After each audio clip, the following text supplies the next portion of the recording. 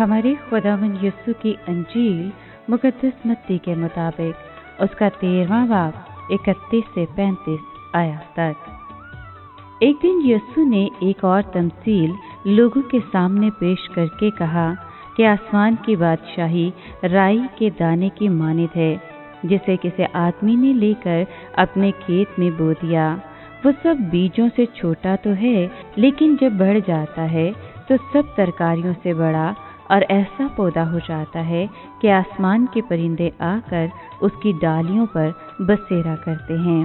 उसने एक और तमसील उनको सुनाई कि आसमान की बादशाही उस खमीर की मानित है, जिसे किसी औरत ने लेकर 3 सा आटे में मिला दिया, यहाँ तक कि वो सब खमीर हो गया।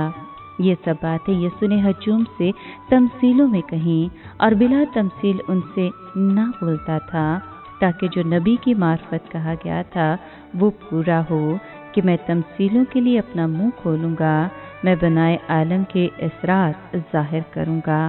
पाक कलाम के पढ़े और सुने जाने पर खुदावंद की बरकत हो, खुदा का शुक्र हो। अजीज दोस्तों, जब यीशु ने ये तमसील सुनाई तो उस वक्त मौसम सरमा का शुरू था और चारों तरफ खेतों में काम जारी और सारी था। मसीह ने अपने सामीन को ज़राअत से मुतल्लिक उम्दा तमसील सुनाई, जो जाहिर करती है कि खुदा की बादशाही की इब्तिदा बहुत छोटे पैमाने पर शुरू होती है, मगर आखिर में नहायत अजीम हो जाती है। बैरूनी नशोनुमा के लिहाज से ये इतनी बड़ी हो जाएगी कि अच्छी तरह से लोगों की खिदमत करने के काबिल होगी।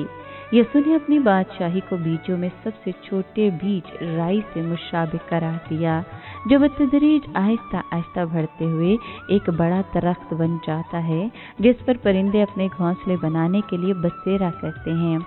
अपने अद्वियाती मसारिफ और तेज़ मसालादार खवास के सबब राई का दाना यीशु मसीह के ज़रिए कायम करदा नई बादशाही की एक अच्छी मिसाल है।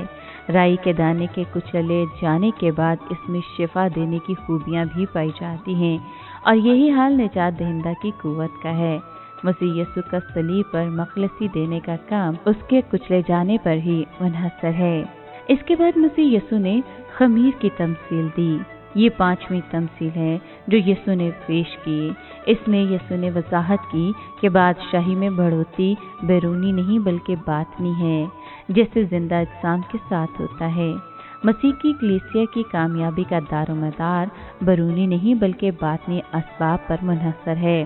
चनाचे सियासी कुव्वत और मादरी दौलत बुनियादी तौर पर मसीह की सच्ची कलीसिया की तरक्की का बाइस नहीं होती, बल्कि अक्सर औकात वो इसकी हकीकी तरक्की में रुकावट का सबब बनती है।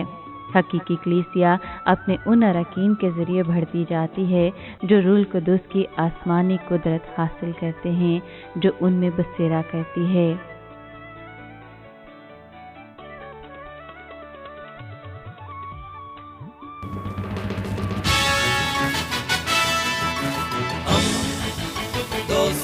का पैगंबर रेडियो वेरितास एशिया।